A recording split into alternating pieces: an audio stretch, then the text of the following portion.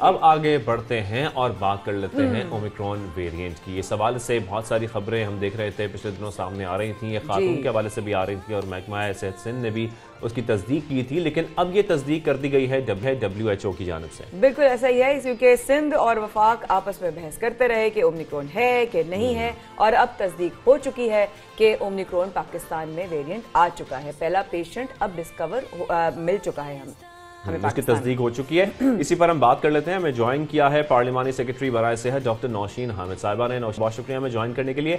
नौशीन साहिबा, पहले तो हम ये देख रहे थे, इसमें कन्फ्यूजन का शिकार थे सब लोग कि ये वाकई कोई केस आया है या नहीं आया है, और अब जो है वो WHO ने इसकी तस्दीक कर दी है, लेकिन उस वक्त हम देख रहे थे कुछ भी श्योरिटी नहीं थी कि क्या केस वाकई इसकी तस्दीक हो गई है या नहीं हो गई है। तो मुझे बताइएगा, क्या ये वही खातून है जो कुछ दिनों पहले खबरें सामने आ रही थी जिसमें तस्दीक हुई थी?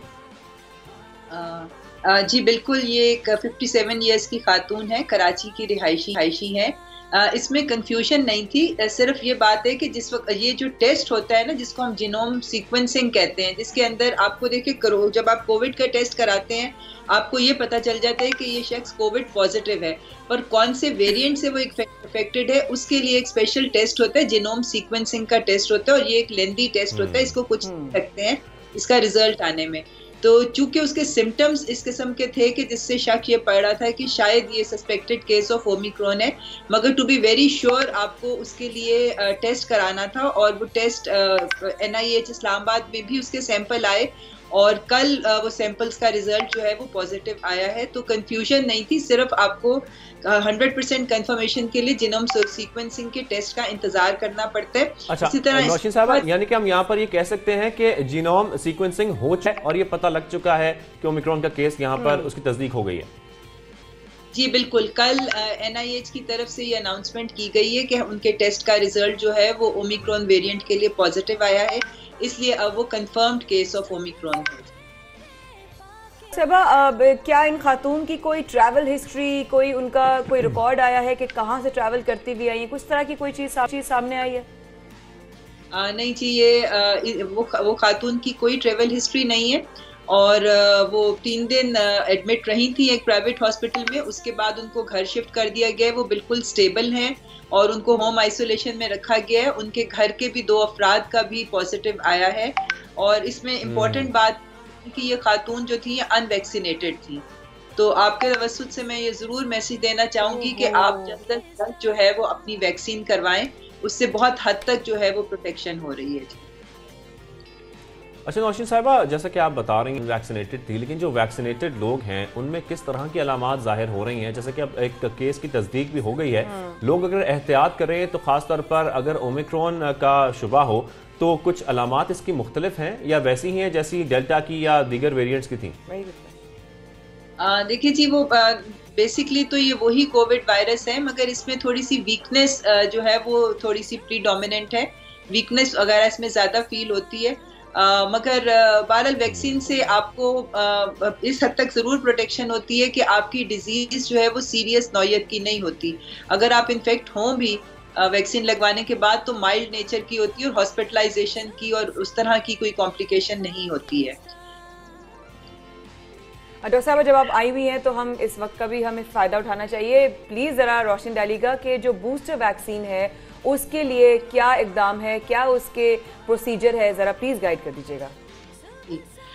देखिए जी, इस वक्त बूस्टर वैक्सीन जो है वो पाकिस्तान में शुरू कर दी गई है, और इनिशियल स्टेज में ये 50+ लोगों के लिए जो है ये प्रोवाइड की जा रही है, और प्लस जो हेल्थ केयर प्रोफेशनल्स हैं हमारे, या वो जो कि इम्यूनो कॉम्प्रोमाइज्ड हैं, यानी जिनकी कुव्वत मुदाफ़ियत किसी बीमारी की वजह से कम हो जाती है, तो इन जो ग्रुप्स हैं इनको अभी बूस्टर वैक्सीन जो है वो इनके लिए अवेलेबल है।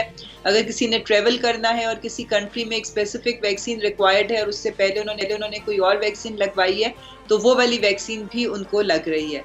तो चूँकि अब पूरी दुनिया में अब ये थोड़ी सी स्टडी हो रही है कि हमें मजीद वैक्सीन की एक उसकी जो है वो जरूरत पड़ेगी अपनी इम्यूनिटी को बरकरार रखने के लिए। अच्छा, तो पाकिस्तान अच्छा नौशीन साहिबा, यहाँ बड़ी इंपॉर्टेंट बात यह है कि जिस तरीके से हम देख रहे थे कि जो डोजेस लगाई जा रही थी मुख्तलिफ वैक्सीन की और उसकी नादरा के साथ रजिस्ट्रेशन हो रही थी कंप्यूटराइज, क्या ये बूस्टर वैक्सीन जो होगी, जो बूस्टर होगा, ये भी इस तरीके से हम SMS करेंगे, SMS के बाद हमें रिप्लाई आएगा, फिर हमें डेट दी जाएगी, उसके बाद हम जाके बूस्टर लगवाएंगे, या ये वॉक इन तरीके से होगा? नहीं जी, इसके लिए आप किसी भी सेंटर में वॉक इन कर सकते हैं। अगर आपको फाइजर की वैक्सीन लगवानी है बूस्टर, तो उसके कुछ डेजिग्नेटेड सेंटर्स हैं, क्योंकि उसको एक खास टेम्परेचर पे रखना पड़ता है। मगर बाकी वैक्सीन जो हैं वो जो आम टेम्परेचर के ऊपर, जो हमारा रेफ्रिजरेटर वगैरह के ऊपर होती है, वो तमाम सेंटर्स में मौजूद हैं। आपने वॉक इन करना है और आपको वैक्सीन लग जाएगी। और अब अच्छी बात यह है कि जो हमारा डाटा है उसके अंदर 3rd और 4th कॉलम भी बन गया है और आपकी वो वाली डोजेस भी जो है वो रजिस्टर हो जाएंगी। वैक्सीन का हदफ कहाँ तक पहुंचा डॉक्टर साहब? एक बहुत अहम सवाल जी। देखिए, हमने जो एलिजिबल पॉपुलेशन वो है जिसके लिए वैक्सीन अलाउ की गई, दैट इज 12+ से ऑनवर्ड्स, तो उसका हम लोगों ने एलिजिबल पॉपुलेशन का मोर देन 35% पॉपुलेशन को कवर कर लिया है जो फुली वैक्सीनेटेड है। और जो अभी बिल्कुल ठीक है। Thank you so much. बहुत बहुत शुक्रिया। पार्लियामानी सेक्रेटरी बराए सेहत डॉक्टर नौशीन हामिद साहब हमारे साथ मौजूद थी, जिन्होंने बहुत ही शाज़ेब, एक बहुत ही इंफॉर्मेटिव जो है हमारा इनके साथ हमारी कॉन्वर्जेशन रही। और मेरा ख्याल है हमें अब पता और चल गया है, मजीद ख्याल करना ज़रूरी है।